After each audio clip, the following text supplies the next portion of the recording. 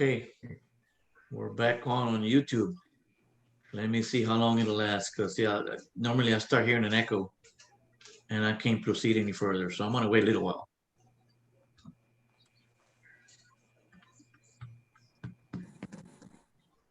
Looks good so far. I don't hear an echo. I don't hear a. Okay, let's see here. Court will resume with the July 16, 2020 docket. Next case here is cause number F6902 18-4 in the matter of the marriage of Corbett and Corbett. All right, good morning, gentlemen. Morning, Your Honor. Roby Flotis, Your Honor, on behalf of Ms. Yada Corbett. Yes, sir. Davis for Mark Corbett. All right, good morning. And what do we have, gentlemen? Judge, we're scheduled on two of our motions. One that we'd like to address first is the motion for enforcement of child support in order to appear.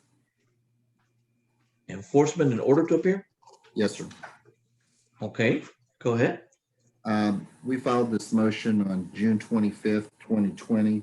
What I did yesterday for the court, I filed some exhibits and I date stamped them 1 through 34 so that the court could follow along. But basically what this is originating from, if you look at, and I don't know how the court wants to look at its orders, but our date stamp is number 9. This is an order of child support. It's a one-page order that was entered into by a previous lawyer, Lucy Thompson, who was representing Ms. Corbett and Mr. Davis and Mr. Casadas. And this order was signed off on back on July 24th, 2019, based on a Rule 11 agreement, which is date stamp number 8, which showed the Rule 11 agreement that was entered into by the parties on July 9th. So the Rule 11 agreement started July 9th. It started for child support to be at $576.93 per week, commencing July 12th of 2019. In total, it was based on a $2,500 per month, but it was going to be paid weekly with a commencement date of July 12th. That Rule 11 was reduced to an order, and it was signed by this honorable court on July 24th, 2019. We filed a motion to enforce, which is date stamp starting on page 13, and you will see the chart where basically the payments became erratic or none at all on behalf of Mr. Corbett, and we show 45 entries with the date, the amount that was to be paid, and when monies were paid by Mr. Corbett. A little while ago, we just e-filed with your court reporter and the court an exhibit that consists of 5 pages, which is the documents that show the payments made by Mr. Corbett because he was paying the child support through Zelle, a bank law transfer, if you will, through Zelle, where he would pay Ms. Corbett. Those, at the end of the day, Judge, it's our position that Mr. Corbett's total payment from when he was supposed to pay weekly to the present through today's date, because the next payment is actually due July 17th, but obviously today's the 16th. Through today's date, his total payment should be $26,538.78. And that's at the payment of $576.93. What he has paid, if you look at the Zelle documents that we just e-filed with the court reporter, and there are 5 pages, I guess we'll mark that as exhibit number 1 at the appropriate time. It shows that he has made payments in the amount of $17,173.82, leaving a current balance owed in child support of $9,364.96. As of tomorrow, when the next payment is due, then what he would be in arrears is $9,941.89. In our motion to enforce, Judge, when we filed it, he did make a payment. He actually made 2 payments after we filed it, and and I'm giving him credit in that figure of $17,173.82. On June 26th, he made a payment of $2,356.06, and on July 11th, he made a payment of $73.16. But all those are included in the Zelle documents that we just filed 10 minutes before this hearing, which consists of 5 pages showing the transfer. So there isn't any confusion, Judge. There was a hearing that was held back in October, where they had appeared, and I did not appear. I had just been hired. If your court remembers, there was some confusion. The court had reduced his child support, but then we had a hearing to set aside that reduction. That order setting aside his reduction of child support is on Bates Stamp 12, and it is an order signed by the court on the 28th day of October, showing that the motion to set aside that child support order was set aside, and the previous child support of size 576.13 was, I'm sorry, let me make sure I got the number right. The child support of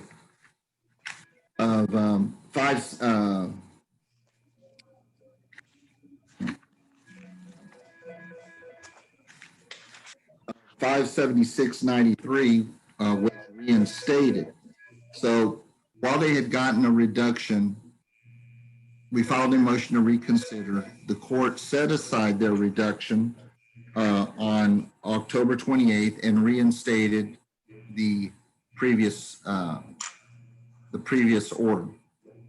So today we got a response claiming that, as one of the defenses, that the order is ambiguous and is not clear enough and specific enough so that he can understand his duties. Well, I would refer the court to the child support order. It is a one sentence, one paragraph, if you will, order, and I'll read it to the court for the record. I'd ask that the court take judicial notice of that order. It says, orders as of July 9th, 2019. On July 9, 2019, the parties reached an agreement whereby Mark Corbett would pay Yada Corbett child support for, and then the initials of the children, in the amount of $2,500 per month, which shall be paid in equal installments of $576.93 per week, beginning July 12, 2019, and every week thereafter. It's a pretty clear, simplistic order of what his obligation should be and what he was supposed to be paying. And if you look at our motion to enforce, you will see that while they agreed for him to pay it weekly, what he was doing, he was trying to make lump sum payments, and we gave him credit for every payment he's made. I work contract. I'll pay what I can when I can, Your Honor. This isn't a pay-as-you-want order, Judge. This is I understand. I understand totally, Judge. I'm doing everything I can. Judge, allow Mr. Corbett to please refrain till I finish. I'm sorry.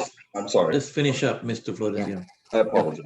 The order is clear. It's unambiguous. It says what he's supposed to pay and how he's supposed to pay it. That he chose to pay in different formats, it's not fine, but my point is that we gave him credit for every payment that's marked in our exhibit, except for the 2 payments that I referenced to the court today that he made after our motion. But in that calculation, the child support that he owes is $9,364.96. The second part of his argument in the response that we got this morning is, Judge, could we address our own arguments? Let's let Mr. Flores finish, and then we'll let you do your part. Yeah, he says he lacks the ability to provide support in the amount ordered, and that there is no property be sold, mortgaged, or otherwise pledged. What I would like to do, Your Honor, is put Mr. Corbett, swear him in, start ask. I guess the first thing I'd like to know, are they disputing the amounts that he's paid versus what he owed based under the existing order? And if their defense is that he has the inability to pay, which it seems to be his argument, then I would need to ask him some questions about that, because he's the one that would have the burden if he's going to argue that he doesn't have the ability to pay. So he's stuck with one of two things. The court's either going to find him in contempt for failure to pay and render a judgment and order him to pay it out in a certain way. I mean, the bottom line is we're not really trying to put him in jail, but at the end of the day, we're going to want some sort of commitment that if he fails to pay, just like if he's already failed to pay, whatever judgment the court renders, that he be incarcerated down the road, given an opportunity to pay and catch up. But that's where we are, and that's the motion that we're arguing first on the motion to enforce. All right. Mr. Davis? Yes, sir, Judge. A little background on this case. Mrs. Corbett initially had another attorney on the case, Lucy Thompson. And when she was on the case, we reached that Rule 11 agreement that Mr. Corbett would pay child support or pay his wife $2,500 per month.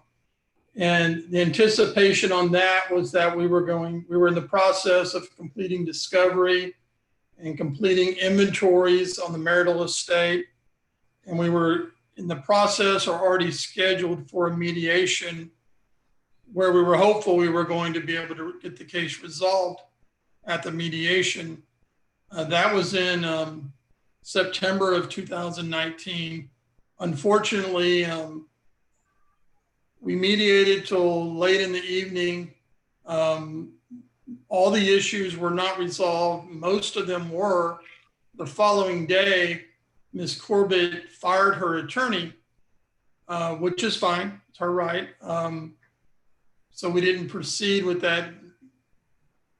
Go back and try to mediate the rest because she didn't have an attorney. Meanwhile, the court had said we had filed prior to that mediation motion to modify the temporary orders on the basis that the child support was not in compliance with the Texas Family Code as far as the amount he owed and the number of children and whatnot in general. Because we didn't get the issues resolved at mediation, we then proceeded to get a hearing from the court. At the first hearing, the court rescheduled it because Ms. Thompson was in the process or at that hearing withdrew. And I believe Ms. Corbett represented that she was going to get new counsel. So we rescheduled it for a couple of weeks. We went back on October the 15th. Ms. Corbett was there without counsel. The judge called the case. Myself and my client were there. We presented evidence to Your Honor about what Mr. Corbett earns, how he's paid, whatnot. The court then orally granted the motion to modify to reduce the amount of child support.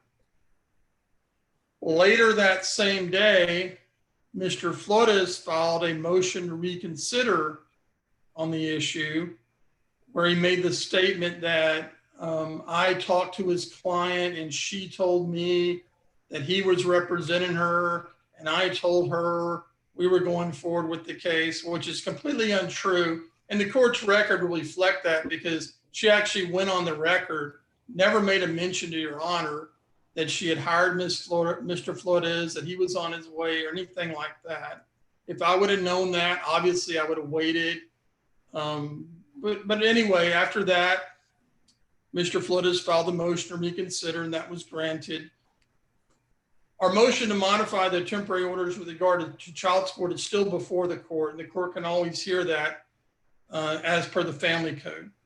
And the evidence has shown back in October of 2019, what Mr. Corbett's income actually is and what his child support should be on a monthly basis based upon that net income.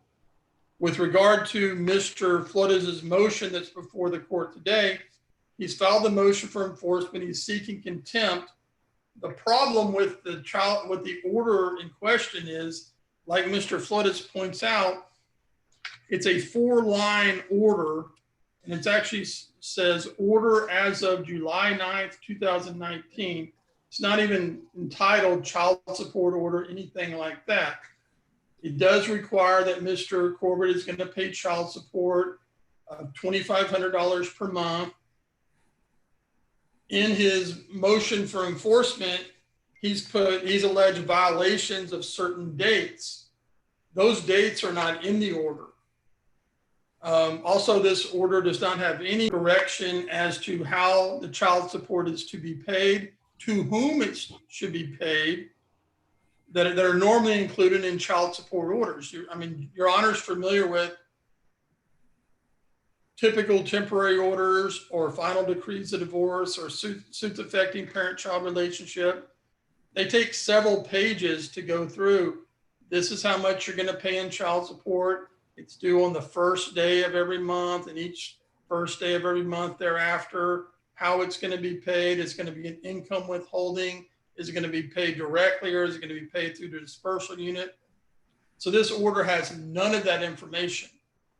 Does not mean that the order itself isn't valid, but the problem is it's not contemptible. It's not specific enough for my client to be held in contempt for. So on that basis, their motion for enforcement with regard to the contempt should be denied. What I would plead and what I ask the court to do is to instruct myself and Mr. Flores to draft a clarified child support order that does have language in it that would be enforceable going forward. Since this case is probably going to end up going to a jury trial at some point, and with the present situation, we don't know when that's going to be, but I think we do need to have a clear order in place, and it would protect Mrs. Corbett as well, because then there's one that is enforceable. And if Mr. Corbett doesn't pay it, Your Honor could have him put in jail for not paying his child support. The way it is drafted right now, it's just not an order that he could be held in contempt for. With regard to the other things that I brought up in our answer, and I would have liked to apologize to the court.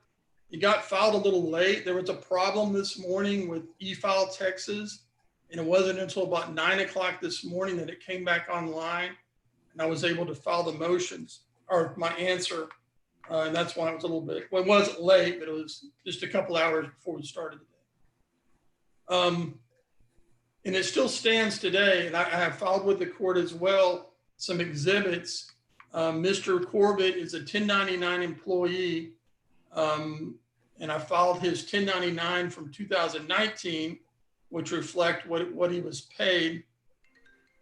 As an officer of a court, I can tell you I calculated what his child support obligation should be based upon that 1099, and it was $1,600 per month versus the $2,500. And he's available to testify to that as well. I believe what Mr. Flores said with regard to the payments, I think those are correct. My client sent me yesterday his bank statements, which showed the payments. And I believe Mr. Flores and his, what he told us is correct about that exhibit he filed as well.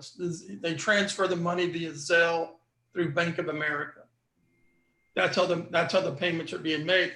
What I would think better going forward, since we're probably going to continue with this case for a while, is we go ahead and set up a formal child support order where Mr. Corbett is making those payments through the Attorney General's child support dispersal unit. So we'll always have a record about what's being paid, and we won't be back here again on this. If I can respond, Your Honor. Yes, sir. you can't have it both ways. In one breath, says he doesn't say, hey, by the way, I have the money, I just didn't know where to pay it.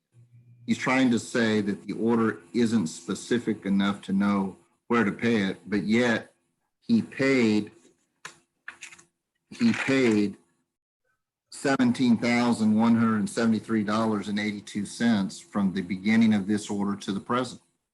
So this isn't a question of, I don't know, I didn't know where to pay it.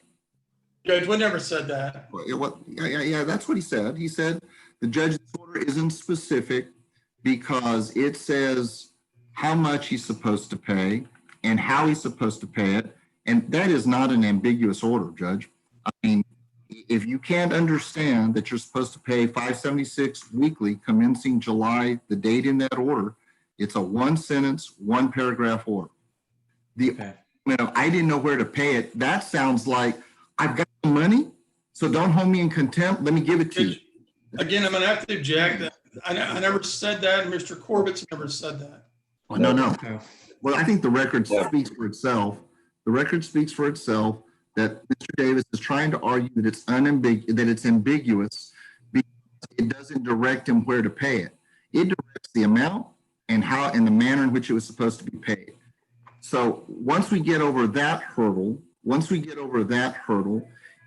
if he hasn't paid it, then he should have had the money to pay, and he should be held in contempt. Their second argument, Judge, is not before the court. There is no setting to modify his support today. What is set today is a motion to enforce. And I'm glad to hear, though, that he says that he has bank statements and 1099 because we asked him for it. We sent a letter recently saying, get me this information. They have yet to provide us the information. And of course, that's not before the court either, Judge, and that's the problem. What's before the court is an order that's unambiguous. It tells him what he was supposed to pay. It tells him how he was supposed to pay it. And so we are asking, and now that Mr. Davis is saying, yes, the numbers are correct, that's what he paid through Zelle, then he has an arrearage right now of $9,364.96. Your Honor. So now the question becomes, how is he going to pay it? We want a secure judgment. We want to figure out how he's going to pay it. Give him time to pay it. We're not asking you to throw the man in jail for not paying. I think it's lame to say I didn't know where to pay it because he'd been paying it through. No, I have been paying it. I have paid the amount. I'm not addressing Mr. Corbett right now. I'm addressing. Okay. I'm sorry. It's really emotional to me, Your Honor, because I have dutifully paid and made sure that I paid every week necessary. Well, yes, that's not true, Judge. Please let me talk. Please. Mr. Corbett's not under oath right now, and I'd be happy to. I'd be more than happy to. If you look at the motion to enforce, I've paid my child support. I have kept up with it. I'm not a deadbeat dad, so don't try to send me down that road. I take care of my responsibility within my financial limitations. Okay. Just a minute. I'm sorry. I'm very emotional about this because it is emotional to me. Now, you wanted to hear testimonies if his inability to pay? Well, Judge, right now, I mean, one, they didn't produce certain information to us. What I'd like to do is confirm the judgment that he owes right now. If they're saying that the numbers are correct, let's confirm a judgment. Produce me the discovery. I'll have a hearing on the ability to pay. I don't have a problem doing that, but get me the information that we requested properly through discovery. Okay. But I want to get around over this first hurdle that there's this money that's owed and that it's not in question anymore. Okay, I think the amount that Mr. Davis was talking about was what, the 9364? Right. 56, is that what it is? Is that the amount, Mr. Davis? I have it 9,364 and 96 cents. Right. 96 cents. I think that's what everybody seems to be. I mean, that looks like the number that's being owed right now, right? Your Honor, with all respect to the court, Your Honor, We came back and we made a modification to it where I'm paying 336 and change. And that was what I was told to pay going forward. And Look, from Judge, that day, hold from on, that wait, date in Judge. October, Ruby, Judge. please let me, Your Honor, please. Well, Judge, Let me talk. he's not before the court properly, and he's But not. wait a minute, but he's was a this the order that was modified and then set aside right away? That's correct. Yeah, but I never knew that the order went away. I was told to pay Argue I didn't know. If it was a problem, then why wasn't it brought up back in October, November, December, January, February, March, April, May, June? Why now? I've been paying 336 since the court had asked me to dutifully. And Judge? before that, I was paying the 577, but it was modified. Right. Yes, Your Honor, this is what happened. And that's good and dandy, but I think the order was modified. I'm sorry, yeah, the first order was modified, and then subsequent to that, it was set aside, right? That's correct. How long ago did it take it? How long after it was modified did it get set aside? Do you know? About a week. About a week to 2 weeks. About a week to 2 weeks later it was set aside. So then we go back to the original order, right? That was the one that was.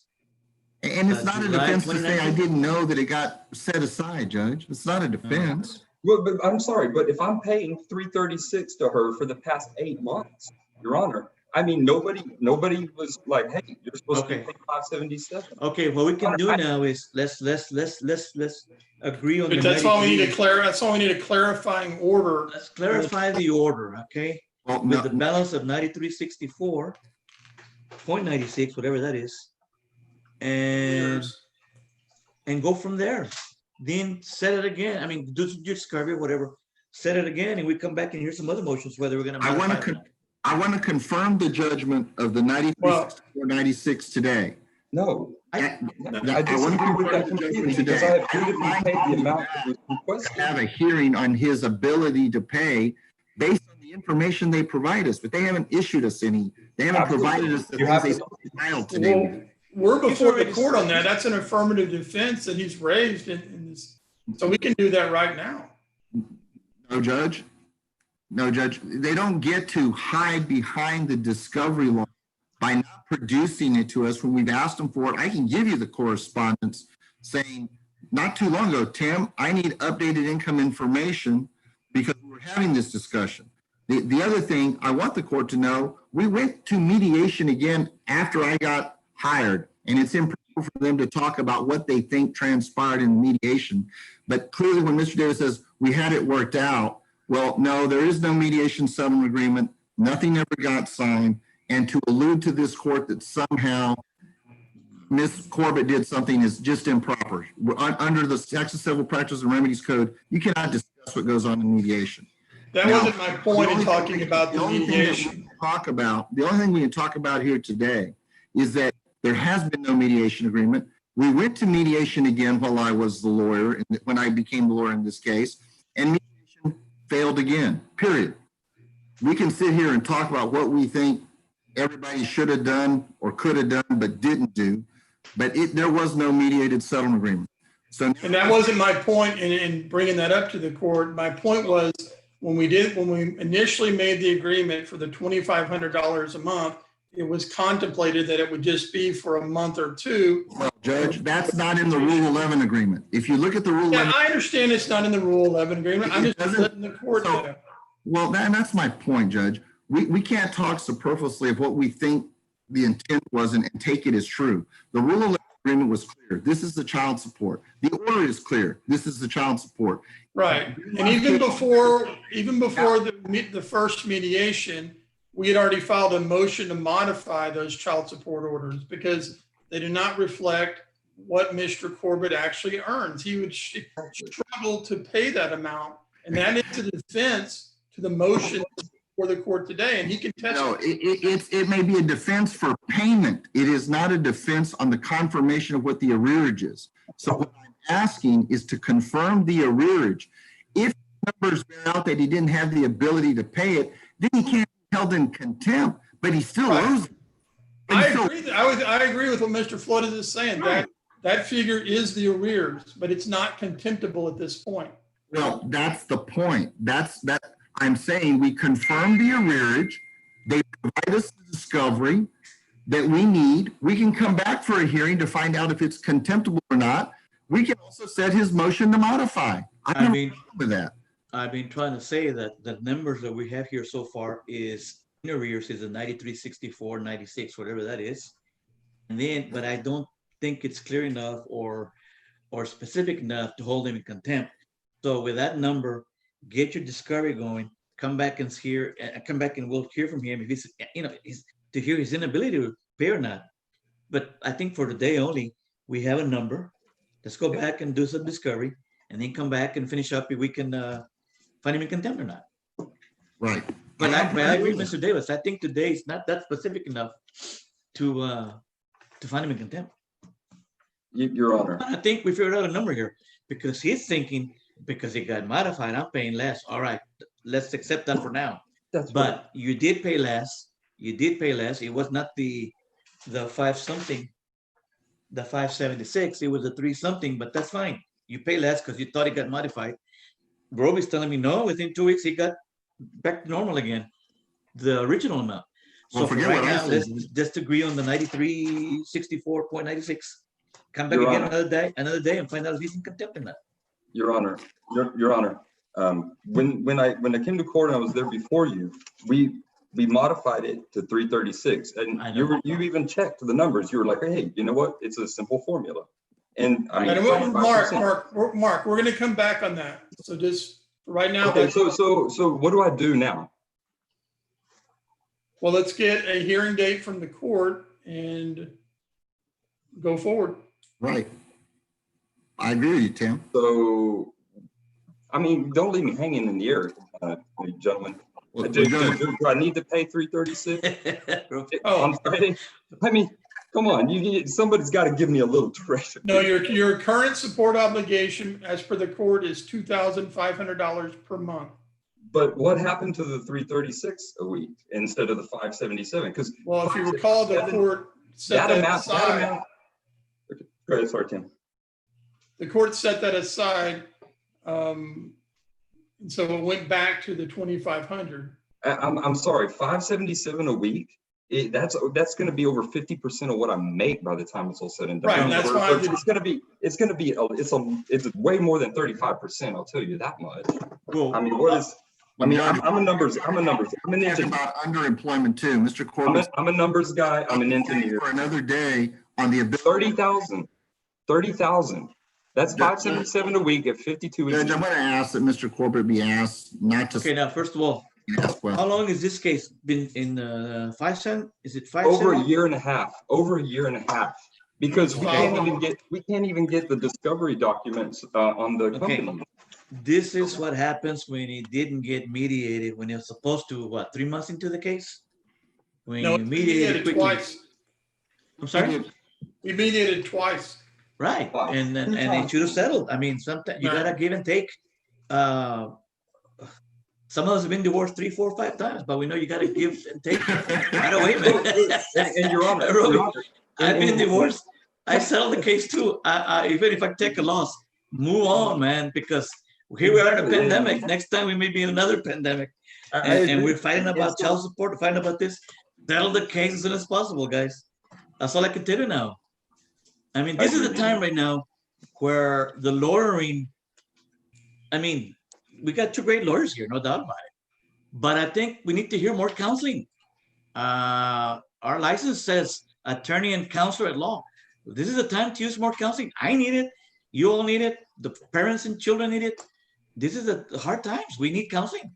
So let's take out our counseling skills and try to settle this case. I mean, this thing about coming over and over again, more attorney's fees. I got to put you in Zoom. I mean, I don't understand. I mean, it should have settled a long time ago. We got to give and take. Remember that. Give and take. Well, then you're really going to hate my next motion that's pending. Well, motion's pending today. Well, anyway, we got a number here, 9364.96. Go with that. Get some discovery. Let's come back again for the either contempt or not or modification for Mr. Corbett. I'll prepare an order. I really wish you would settle this case, guys. Just go back to where we want to too, Judge. We do. We don't settle this case. You already owe Mr. Corbett 9,300. That'll be a give and take. Maybe give that in form of equity or something. I mean, just settle the damn case. Well, Judge, I don't know if the court wants to address our second motion, which is the payment of property taxes on the community asset, or do you want to wait till we come? Well, Here. I'm currently paying for the beach house. Hey, Mark, Yes, sir. even though we're on Zoom, it's kind of like we're in court. Yes, sir. It looks like we're just having a meeting, but we're actually having court, so you can't just Oh, speak up. okay. I apologize, Tim. I'm Okay. sorry. I'm sorry. Now let's hear everything together again another day here. But I Alright. really wish you guys would go back and mediate it and settle this case, man. Just I don't get it have a away. problem going back to mediation, Judge. Just get it settled. We'd You like to. got $9,300 here that you can already use as equity one way or the other. Settle this case, Yes. man. Then I'll submit an order confirming the arrearage, that we're going to exchange some discovery, that we'll come back on a hearing for whether it's contemptible and potentially his modification and his On the modification. modification, I also filed a motion for additional temporary orders as well. Okay, With regards to some property, we'll get that set as well. okay. I'm open to mediation if they want to go in, you know. Go ahead That's and file everything you want to file, and then I'll set it for hearing. But try to mediate it. I think that's the best way to go here. Yes, sir. Okay? All right, Sir. Your Honor. All right. Thank you. Your Thank Honor. you very much. You may be Thank you, excused. Judge. Thank you all. Thank you.